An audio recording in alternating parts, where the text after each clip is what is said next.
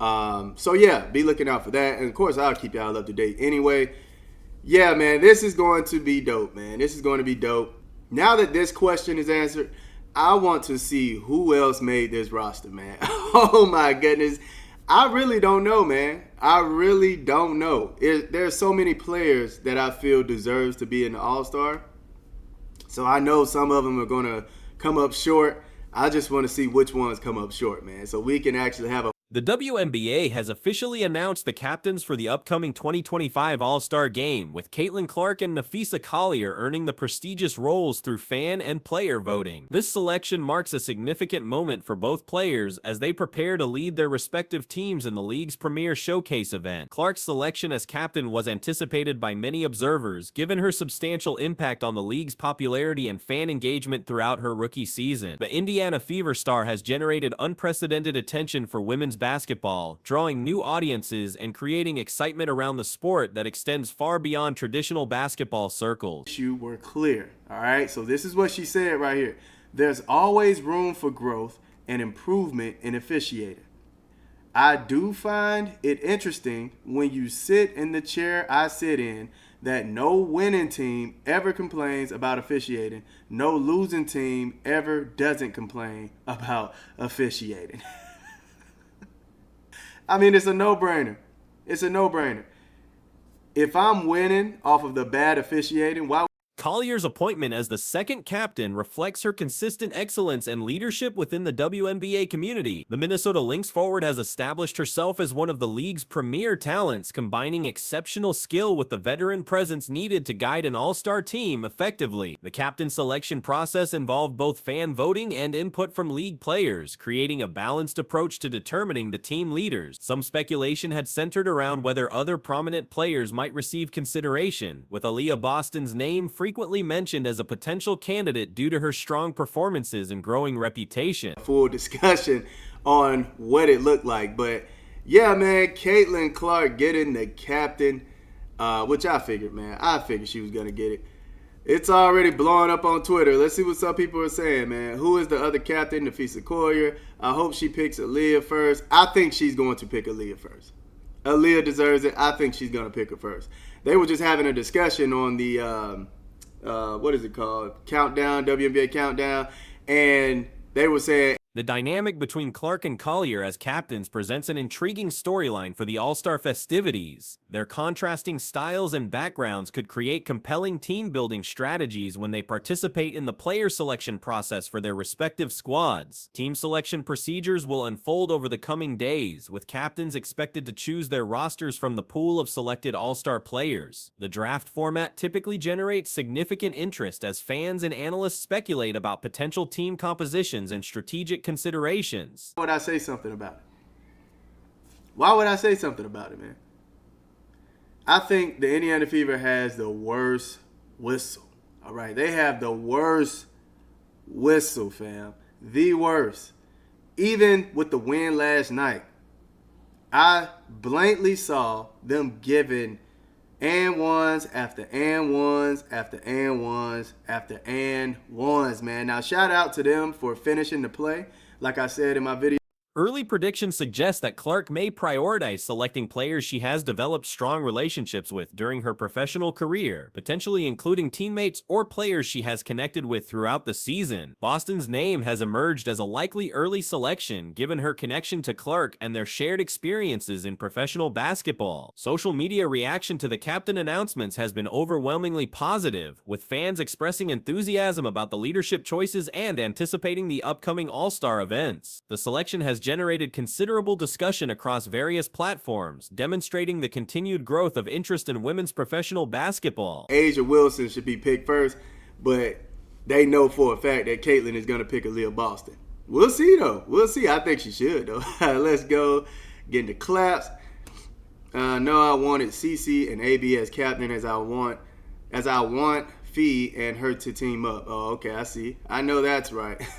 Time to show them how it's done with class and respect. Hopefully she's good to play by then. Hopefully, that's another thing. Hopefully she's okay by then.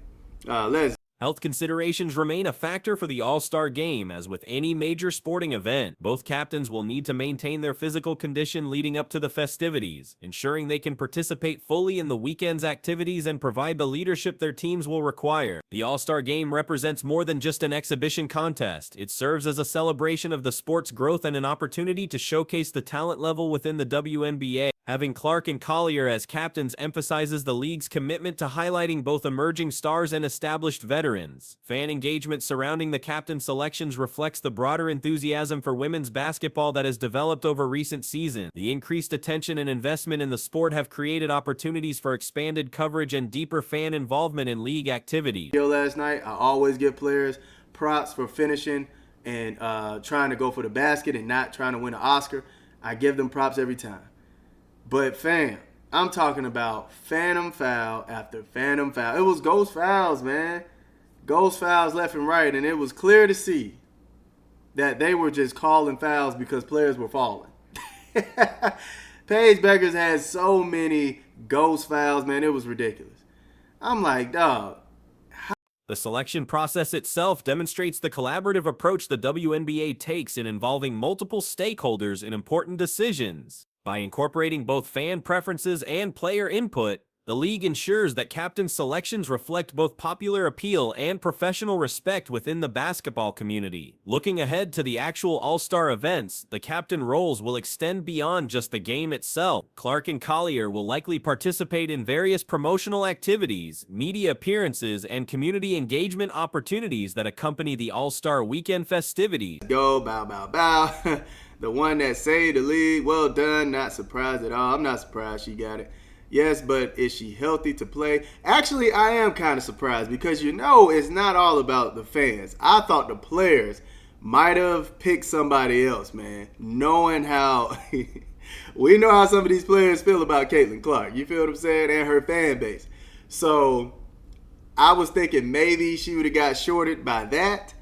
But, hey, okay. The geographic and demographic diversity represented by the two captains also speaks to the league's broad appeal and talent distribution. Clark's connection to the Midwest fan base and Collier's established presence in the league create a balanced representation of different WNBA constituencies. Reserve selections for the All-Star teams will follow the captain announcements, with additional players earning recognition for their outstanding performances throughout the season. The depth of talent available for selection reflects the overall quality and competitiveness of the current WNBA landscape. The anticipation surrounding team selection strategies adds another layer of intrigue to the All-Star preparations. Observers will analyze the captain's choices for insights into their leadership styles and strategic thinking, creating additional storylines leading up to the actual game. How many times are y'all going to call foul on a no foul?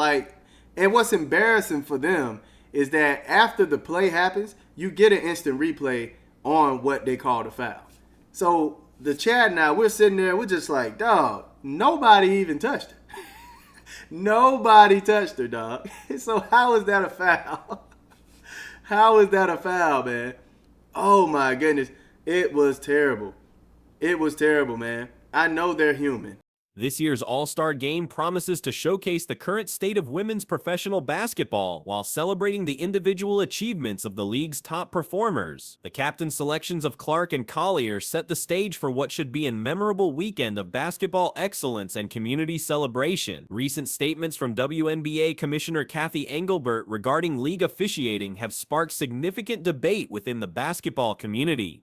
Her remarks during a media session have drawn particular attention for their dismissive tone toward widespread criticism of referee performance. When addressing concerns about questionable officiating throughout the league, Engelbert offered what many considered an inadequate response. She acknowledged that officiating always has room for improvement, but then made a controversial observation about complaints. According to Engelbert, winning teams never criticize officiating, while losing teams consistently voice concerns about referee decisions. I ended up picking her. All right.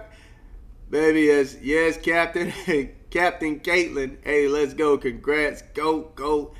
Didn't even know women even had a... All right, bro. You're lying. I'm going to talk about this. I did see that commercial. Sadly, she's made of glass and won't be available. Oh, my goodness, man. People. Yeah, CC, let's go. Let's go, Captain. Yeah, man. So, Hey, man, people are loving it. People are loving it. I'm not even going to stretch this. This perspective demonstrates a fundamental misunderstanding of the current situation. Teams experiencing favorable calls naturally have little incentive to highlight officiating problems that benefit them. The logic behind this observation appears obvious, yet Engelbert presented it as if it invalidated legitimate concerns about referee performance. And they're not going to be perfect, but man, the consistency is terrible. Some of them don't even know the rules, man. I remember there was a moment where it was a jump ball and Alyssa Thomas had to tell the ref like which way she's supposed to be facing. I'm like, dog, y'all don't even know that part. Like, fam, it's bad, man. It's bad. I remember Monique, she was just celebrating, making a shot. I think she made an and one. She got up and she did a like, yeah, that's what I'm talking about. She hit the stanchion right on. The Indiana Fever has experienced particularly poor officiating throughout the season. Even during victories, the team has been subjected to questionable foul calls and inconsistent rule enforcement. Multiple games have featured phantom fouls calls made when no actual contact occurred between players. Video replays consistently show clear evidence that fouls were called incorrectly, with players falling down triggering automatic whistle blows regardless of actual contact. Video, man, because I have a couple more things I have to do today. But I do want to talk about a few things before I get back to what I was doing. But I wanted to just bring y'all this, man, short video. I'm not going to stretch it out too far. Y'all let me know how y'all feel about Caitlin Clark and NAPHEESA Collier being the all-star captains. Let me know in the comment section. I love y'all. Y'all keep it smooth.